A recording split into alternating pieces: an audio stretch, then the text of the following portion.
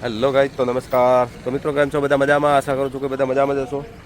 તો આજે આપણો સ્લેબ ભરવાનો તૈયારી ટોટલી થઈ ગઈ છે ફાઇનલી, અને હવે આપણે ભરવાનો ચાલુ કરવાનો છે સ્લેબ. તો જુઓ, બોર્ડર ટોટલી બધી લાગી છે, મારા પાછળ દેખાય આ રીતની જુઓ બોર્ડર બધી ટોટલ ફાઇનલ પતી ગઈ છે. સ્ટીલનું કામકાજ છે તે 0-0 બધું પતી ગયું છે. આ રીતની ને આપણે ક્લિપ ઊભી કરી દીધી છે, અને હવે આપણે સ્લેબ ભરવાનો ટૂંક જ સમયમાં ચાલુ કરવાનો છે. તો અમારા વિડીયોની અંદર એન્ડ સુધીમાં જોડાયેલા રહેજો, અને વિડીયો સારો લાગે તો વિડીયોને શેર, સબસ્ક્રાઇબ, બેલ આઇકન એટલે ફોલો કરવાનું ના ભૂલતા. તો એન્ટ્રી કરીને અમારા જે કન્સ્ટ્રક્શન લગતા તમામ વિડીયો છે તે તમને મળતા રહે. અમારી અપડેટ તમારા સુધી અમે પહોંચાડતા રહીએ. તો એના માટે તમારે મને ફોલો કરવો પડશે અને બેલ આઇકન દબાવવું પડશે. તો જુઓ, આપણી ફાઇનલી ટોટલ તૈયારી કમ્પ્લીટ થઈ ગઈ છે. આ રીતની છે તો આપણું મશીન છે તે ઊભું થઈ ગયું છે. લિફ્ટ માલ સામાન આવી ગયો છે. આ રીતનું પાણીનું ટાંકું આવી ગયું છે. જે આગળનું આપણે એલિવેશન કરવાનું હતું તો એ પણ ટોટલી પતી ગયું છે. લાઇટ ફિટિંગ આપણું ટોટલી ફાઇનલ કમ્પ્લીટ થઈ ગયું છે, એમાં કોઈ બાકી નથી અંદર. અને સિમેન્ટની મિત્રો વાત કરીએ તો સિમેન્ટ આપણે અંદર વાપરીએ છીએ લેધર પ્લસ, જે પેપર બેગમાં આવે છે. તો જો આપણે સિમેન્ટ વાપરીએ છીએ આ રીતના. તો મિત્રો વિડીયાના અંદર એન્ડ સુધીમાં જોડાયેલા રહેજો. પૂરેપૂરો તમને બ્લોક હું અપડેટ કરવાનો છું. સ્લેબ છે તો એ સમથિંગ 300 આજુબાજુનો સ્લેબ છે. જો તો હવે જોઈએ કે કેટલા વાગ્યા સુધી સ્લેબ આપણો ભરાઈ રહે છે, અને કઈ રીતના આપણે મટીરિયલ યુઝ કરે છે, કઈ રીતનો સ્લેબની ભરાઈ યુઝ કરીએ છીએ. પછી આપણે આ મિત્રો તમને વાત કરીએ તો સ્લેબની ઘોડી છે, સ્લેબ ભરવાની, જે કે આર્યુ સ્લેબનું ટોટલી ફાઇનલ માપ નક્કી કરતું હોય છે. તો આના ઉપર આપણે સ્લેબનું માપ ફાઇનલ કમ્પ્લીટ રીતે મળી રહે અને ધાબુ એક જ સરખું ભરાય, એના માટે કરીને આ રીતની ઘોડી જરૂરી છે મિત્રો.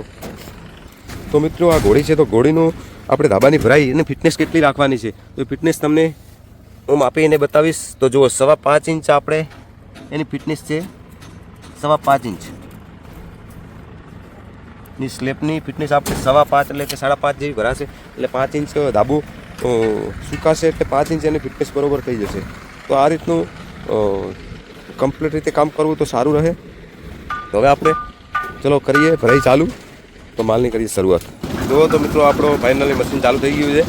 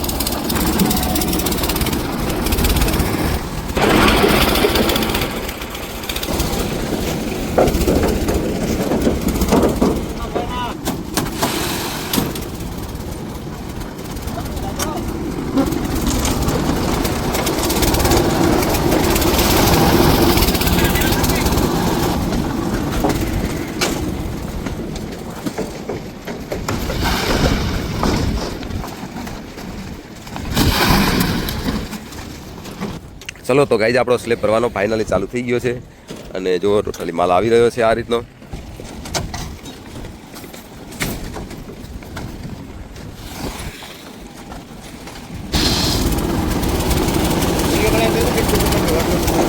ચાલુ રાખો બ્લોક.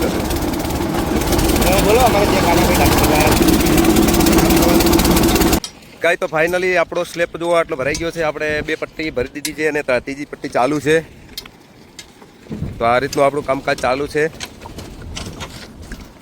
જો અત્યારે 2 પટ્ટી ટોટલી ભરાઈ ગઈ છે અને ત્રીજી પટ્ટી ચાલુ છે. અને મિત્રો હવે તો 1 ભાગનું ભરાઈ ગયું છે અને 2 ભાગનું બાકી છે હજી.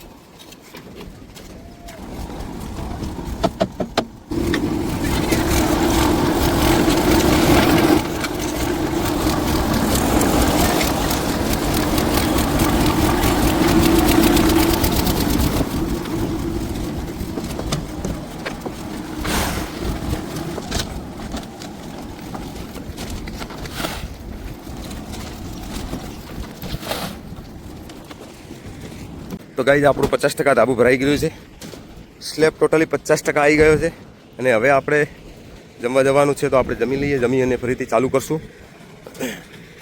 જો 50% ફાઇનલી ભરાઈ ગયો છે અને હવે આપણે જમી લઈએ નીચે જઈને. જો તો મિત્રો જમવાનું ચાલુ છે. આપણા લેબરો જમવા બેસી ગયા છે.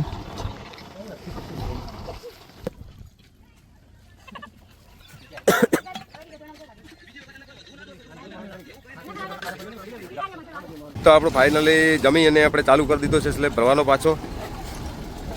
તો જુઓ મસ્ત જમી લીધો. જમી અને પાછો સ્લેબ ચાલુ કરી નાખ્યો છે. તો જો આ રીતનું ભરાઈ ગયું છે અને પાછળ મસ્તર કઈ રીતનું આવ્યું છે જુઓ. તો કોમેન્ટ કરજો, કોમેન્ટ કરવાનું ના ભૂલતા. આ રીતનું આપણે મસ્તર એનું માર્યું છે ધાબાનું, તો કોમેન્ટ જરૂરથી કરજો.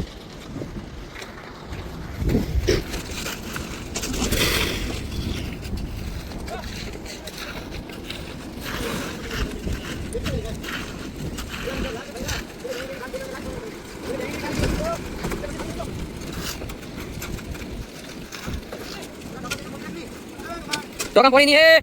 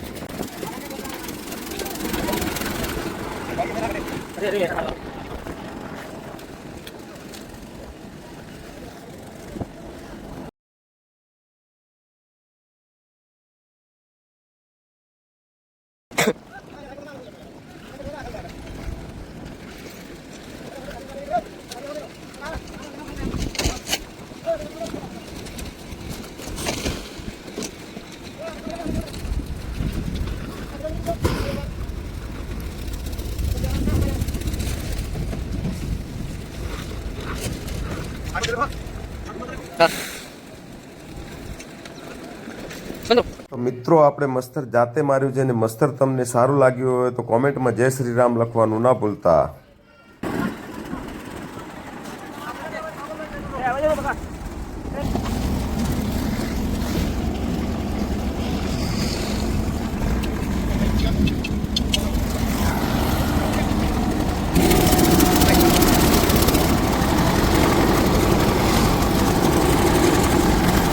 તો મિત્રો ફાઇનલી આપણો સ્લેબ 75% ભરાઈ ગયો છે, 25% બાકી છે.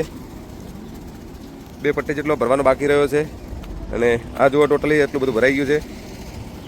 તો કોમેન્ટ જરૂરથી કરજો મિત્રો કે મસ્તર કેવું આવ્યું છે અને સ્લેબ કઈ રીતનો ભરાયો છે. જુઓ તો ધમધોકાર માલ આવી રહ્યો છે આ રીતના. આટલું ખાલી બાકી છે. આ કોણાનું ઊભો પટ્ટો એક બાકી છે અને આરિયા પટ્ટી હાલ અત્યારે ચાલુ જ છે. અને માલની ક્વોન્ટિટી મિત્રો જોઈએ તો જો આ રીતની છે. તો ફાઇનલી આપણો સ્લેબ જો ભરાઈ ગયો છે અને સાંજ પણ પડી ગઈ છે. સાંજના 6:30 7 વાગી ગયા છે અને સ્લેબ ટોટલી જો ભરાઈ ગયો છે. 4 ગોળાના ખાલી બાકી જ છે. જે જગ્યાએ આપણે લીપ લાગી હતી એ જગ્યાએ બાકી છે. બાકીનો સ્લેબ ટોટલી ભરાઈ ગયો છે આ રીતનો. તો મિત્રો કોમેન્ટ કરવાનું ના ભૂલતા કે સ્લેબ કેવો આવ્યો છે અને સ્લેબનું મસ્તર કેવું આવ્યું છે. કોમેન્ટ જરૂરથી કરજો. તો ચલો મિત્રો હવે આપણે મળશું નેક્સ્ટ બ્લોગમાં, કારણ કે હવે આગળનું શૂટિંગ નહીં લઈ શકું, કારણ કે હવે અંધારું થઈ જશે, સાંજ પડી ગઈ છે. તો આટલેથી અમારા બ્લોગને વિરામ આપીએ છીએ. ચલો તો મળશું નેક્સ્ટ બ્લોગમાં. જય શ્રી રામ.